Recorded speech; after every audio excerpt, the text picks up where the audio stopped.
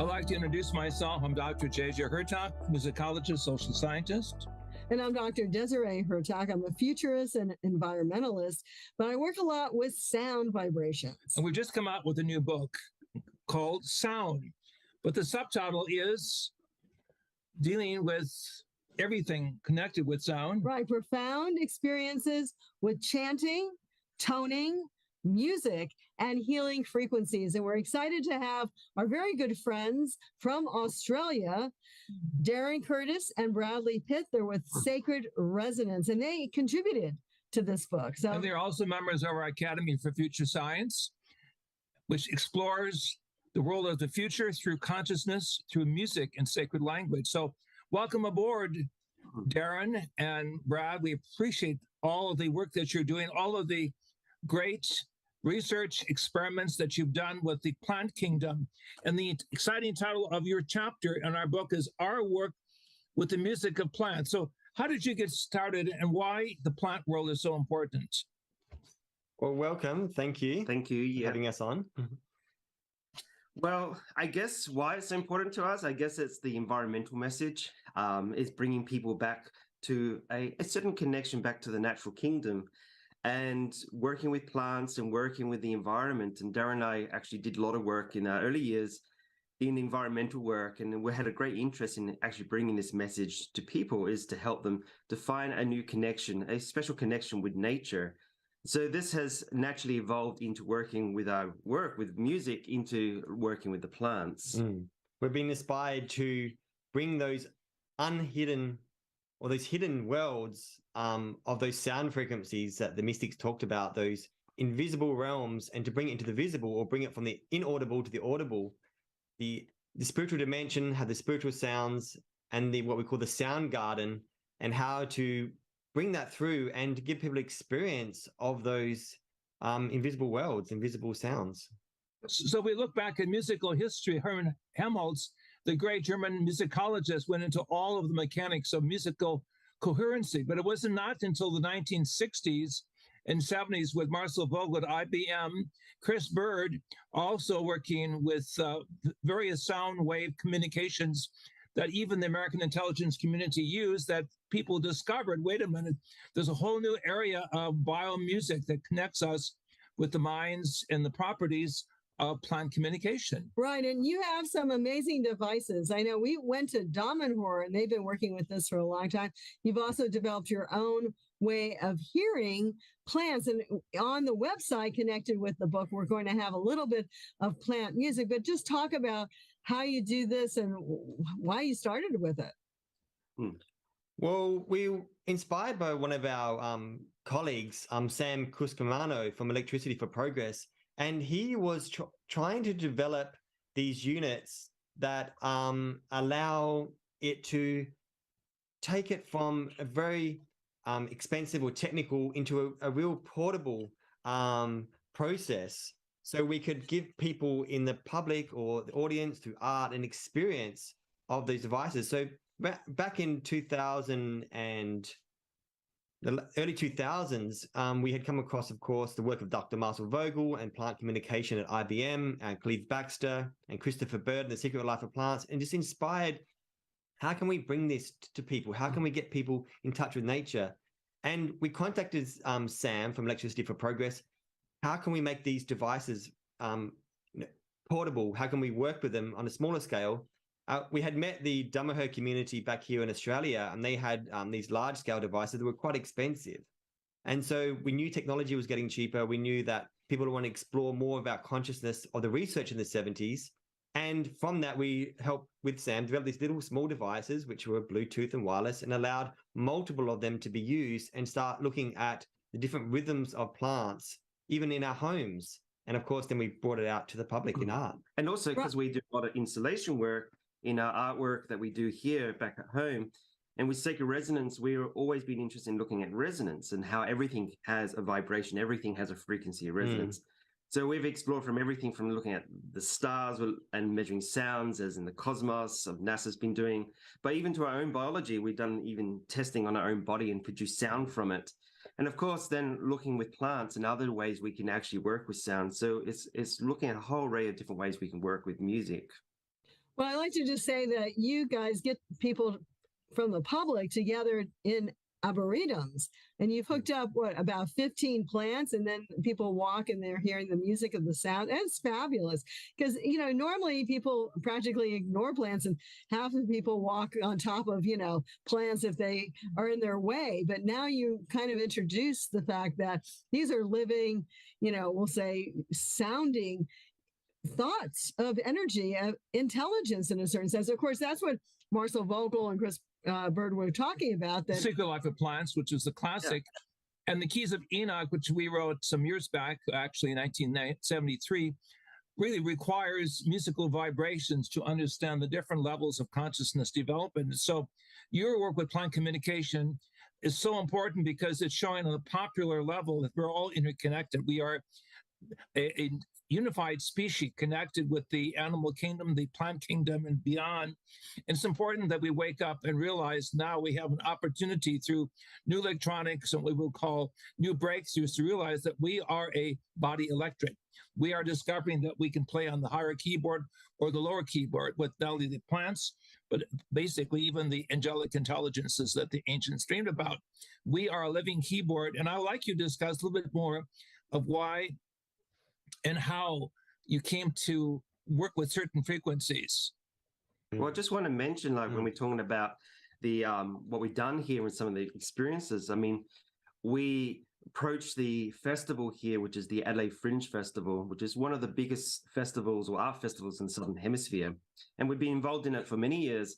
But we wanted to approach our local botanic gardens here, or the Botanic Gardens of Adelaide, and to tell them we want to do this installation. We want to take people through an experience where they touch the plants and hear the music. And it was hard to convince at first. I mean, some of them thought we're a little strange what we're offering, but the response has been quite overwhelming. I mean, we've actually seen people have the most unique experience interacting with the plants. And how we sort of sold it to them and got some of the funding was to say that this is another way for people to relate to the plant kingdom, a more of a spiritual way to connect, that it actually, whatever you think and do and how you interact with the plants, do respond. And I think this is also coming in the popular milieu of understanding of what's called plant bioacoustics. One of the head research fellows in Sydney now, Monica Galagano, she's from Adelaide. And she originally, back in her research, wanted to take a relook at this idea that plants and other trees are emitting sound. And now we're finding everything from ultrasonic frequencies that are emitting from flowers that bees can hear to clicking sounds that are audible in root systems of 220 hertz. There's a whole sound garden. And I think this is what the revolution about forest bathing is, and people moving back into nature. There's a whole lot of frequencies that were missing in the sense the garden of creation, and putting people back in touch with that. People are feeling reconnected. People are feeling a rejuvenation of their spirit. And I just want to, let me interrupt for a minute because I want to qualify what you're saying. For those people who hadn't heard plant music, of course, go to the website that's listed with the book. But, it's not just like a hum that you hear or one tone. And if you go close to them and you think about them or touch them, their sounds usually increase, and they do more tones. They do all different tones. It's an amazing thing. And if you leave them alone, sometimes they'll just go quiet. It's amazing that it's not just the sound of a plant. And I think that's important. We're saying that the same thing in the book regarding the sound of the body, that there's so many sounds in the body. The Royal Rife looked at coming up with one sound that would heal this or that. But what we're finding now in the 21st century is that it's a multitude of sounds. It's a whole symphony of sounds. And that's also what the plants seem to put out. This is why our book with your contributions is so important, because it illustrates the 7 chakras or 7 levels, from the microbiological to the vibrations of the human heart to the visualizations of coherency that the mind can program. So more music is brought into harmonics with nature, and even harmonics, what we call supernature or higher consciousness, can bring about positive resolution. Again, our motto for the Academy is there are no problems, only solutions. And that comes really through vibrations. And Brad, I'd like you to continue what you were saying, but I also want to move into something that you helped contribute in the book, and that is a couple of pictures of cymatics. Can you also describe why that's so important? I just want to mention first about how we got into it. We met in 1998, and we wanted to explore everything about sound and how it can put us into altered states of consciousness. So in deep states of meditation, we were doing transcendental meditation at the time. I started hearing other levels of sound, like the buzzing of bees, the ringing of bells, different chimes. And I started reading about this in ancient scriptures, that in different levels of consciousness, there's different levels of sound. And I thought, what are these sounds? What are these tones? And electronic music had just in the early 2000s just started coming into universities in Australia. And so we decided, well, how do we recreate this? We heard the music of Yassos. We heard the music of Stephen Haplin, interdimensional music and new age music. And we thought, we're also hearing these tones and frequencies. And it's from an overself level, as we had learned from the Keys of Enoch in our work. How do we bring this through? And we knew that electronic music and this binaural beats and these other frequencies that we could find could put us into this state. And also we had this certain experience. I mean, when we're using certain chants and mantras, we had certain paraphysical experiences, which told us in our journey with sacred resonance. I mean, it's fine studying resonance, but we have to find the sacred connection to it. And so our journey has been finding the sacred component to resonance, to frequencies, because everything is frequency. Mm. And this was when we had an experience in 2009 during a festival where we actually had a plant up on the stage. It was really quite abstract what we did. But I mean, we put a plant on the stage, and we got the audience to interact with it, just to meditate with it as we played certain music. And this was inspired by a book called The Prelude to Landing Upon Earth. There was something mentioned in there about an osmosis effect with a plant. And it sort of inspired us to do something similar. Why don't we try this out? And even though it wasn't aimed at as a spiritual event, the audience had some interesting experiences. And people came up afterwards and told us how they had all these experiences where they, have visions of meeting, someone they've passed on recently or so forth, and healing. And we were quite amazed that there's more than just music going on or sound, but there's something else happening even as a biotransducer through the plant. There's some sort of interaction that we thought was unique, which of course in some of your books mentions this even with the trees, and that there is this bioresonance or what you call, a bioantenna sort of effect with the plant kingdom. But also we did another experience with cymatics, is that of course, if sound then produces geometry, and we know this mentions in 1 John, that we were interested then in Hans Jenny's work looking at cymatics. And so, of course, we had got a funding back again at another festival to try and actually recreate one of these devices. And so we did an event in these underground tunnels here, which we took people through an experience with cymatics and sounds. But this also inspired us, the idea that we are living in a water biosphere. Our bodies are 60 to 70% water. And we're fascinated by whale communication and dolphin communication, and how sound travels differently through water. And could we compose frequencies and sound that work with water resonance rather than air resonance? And so how we explore cymatics, and we have all these different waves called solitonic waves and all these other exotic vibrations of sound. And we realized that the ancients, through membranes and sand mandalas, could use sound to create geometric patterns. And we realized then that certain mantras and certain sacred sounds produce certain geometric forms, not only physically, but also they understood this spiritually as well. And how could we recreate this to show people the power of sound? Well, we are interested in our work with others like yourselves throughout the world, using mantra or sacred expressions so that the inner soundscape of the heart, mind, and spirit is activated and directed collectively to areas of the world where sound links can produce healing. Sound links can produce a worldwide global communication. Sound links can also be used for the new science of remote viewings that was studied and pioneered by two of my colleagues at Stanford Research Institute in California, showing that we're all linked through different vibratory levels. But rather than being on one level of classical music or one level of what we will call plant music, we're on all levels simultaneously. And that's the key and the genius of our book. Together, the soundscape of creation is working through us. And King David refers to us in the Psalms as really representing the kingdom of music. We are basically, shall we say, introducing the world to areas that are off the charts.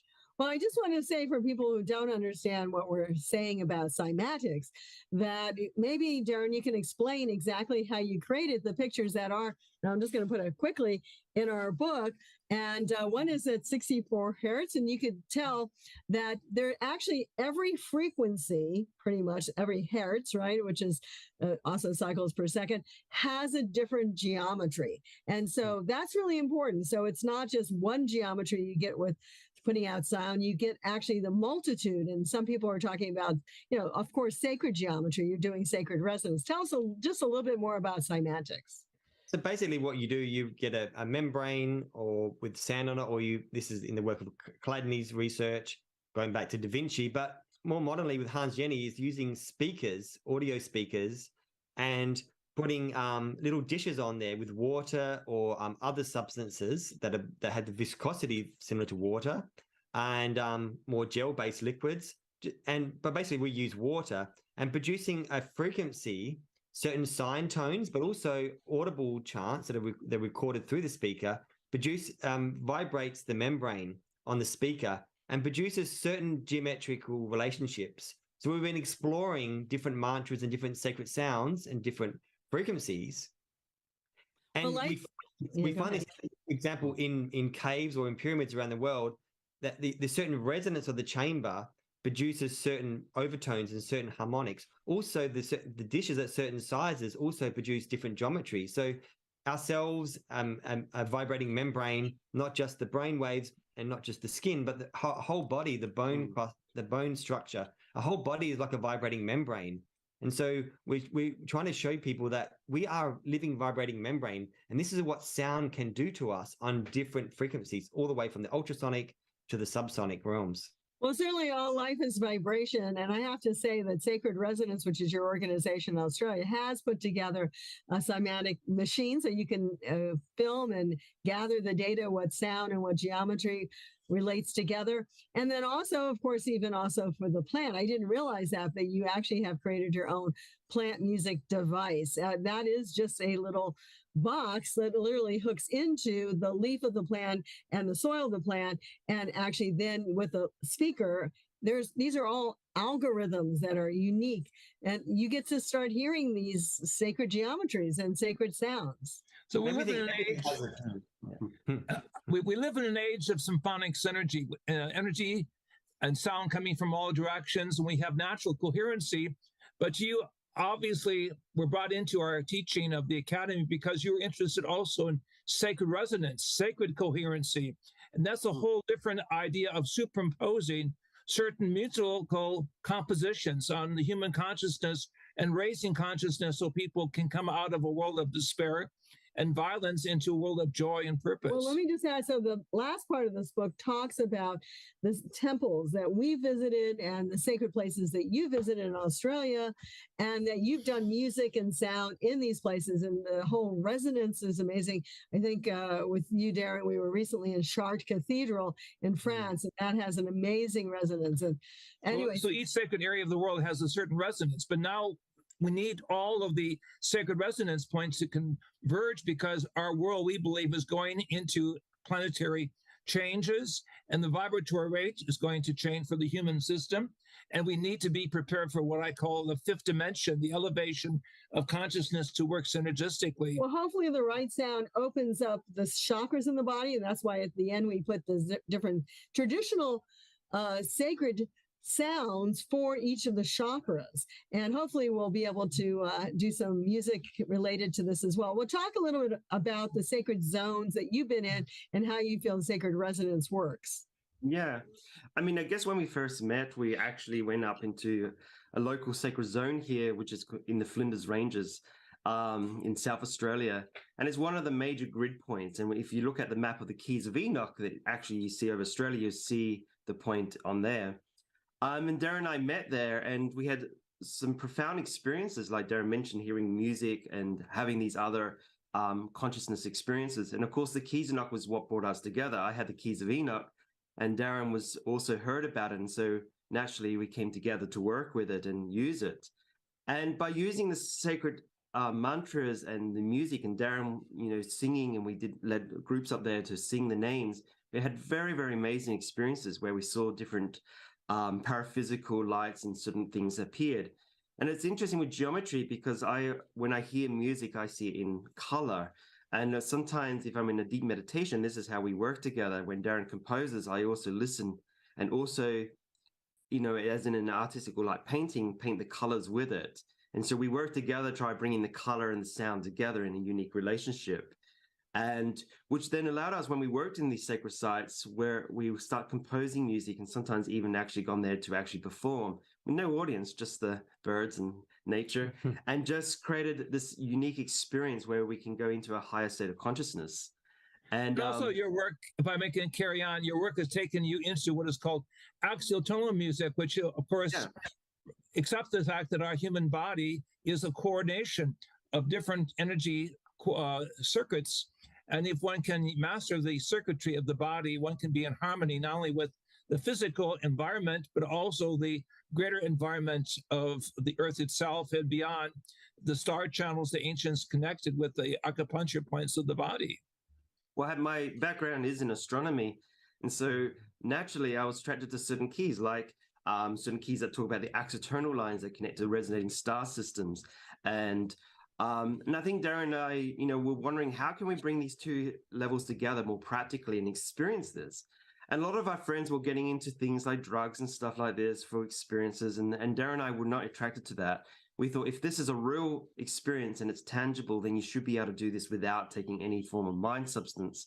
So we use music. We found that by triggering certain states of consciousness through sounds and mantras, we could go into those states and have certain experiences, which was a lot more profound than what some of these people were doing with just taking substances. We found this in the First Nations peoples and in different cultures around the world, in the sacred sites, within caves or in temples, understood there's certain resonance patterns within these chambers or within these caves that could put your brainwaves and put your body into like alpha states, theta and delta states.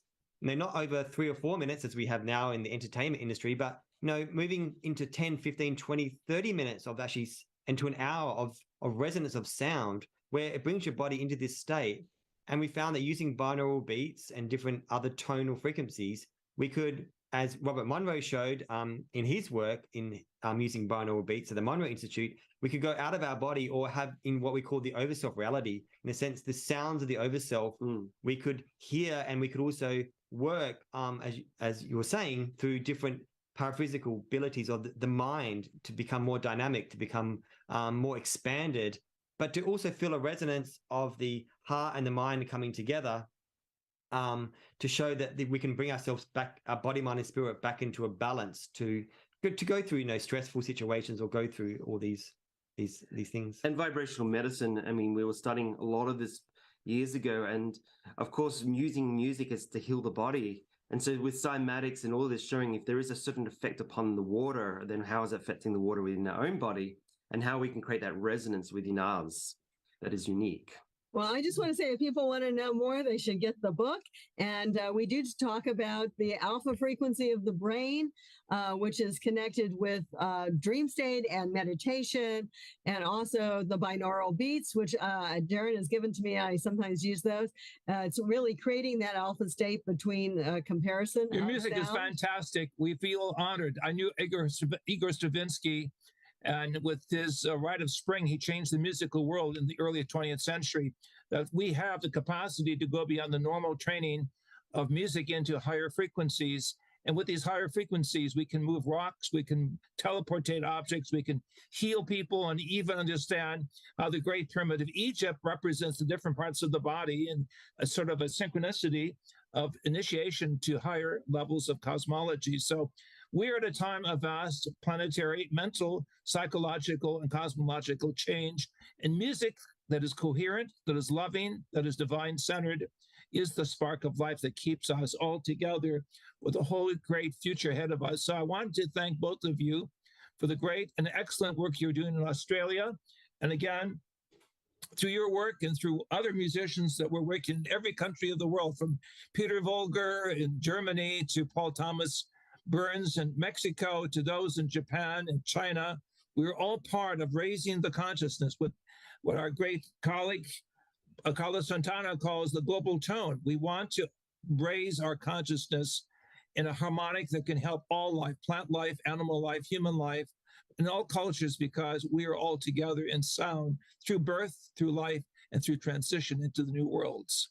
So we thank also- you both. Go ahead. I was going to say, we also want to thank you both for also the Keys of Enoch. I mean, it was actually what brought us together, and it's actually been really our roadmap the entire time and journey, even with the sound and all the other work we've been doing. So thank you. Well, the Keys of Enoch, again, for those who are not aware of this, shows the dove, which is a symbol of peace, harmony, and sacred language, and music coming down with 7 rays of light representing the 7 seals or chakras that are brought together into a harmonic of opportunity and joy. But really, of course, and your names are on the book here. So thank you all for Great to be part of helping it. us, being part of it. And we talk about your work even in our chapters. So it's fabulous. And get it. I know you can get it on Amazon and probably connect it with Sacred Stories Publishing as well. So, And behind us is the constellation we know as the Pleiades. We were just with the Hopi elders here in Arizona, and they said there's music of the stars that is increasing now within the inner consciousness.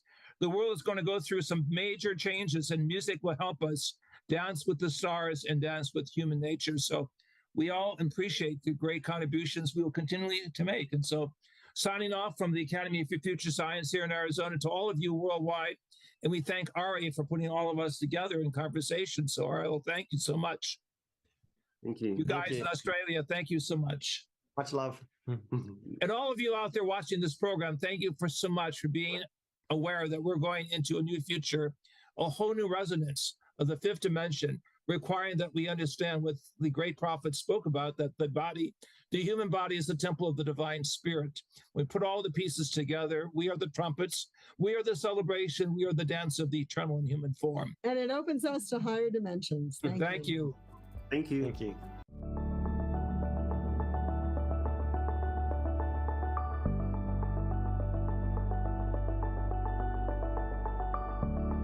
I'd like to introduce myself. I'm Dr. Desiree Hurtak with my wife, Dr. Desiree, and we're honored to be in conversation with our colleague, Ervin Laszlo, a very outstanding scientist, futurist, composer.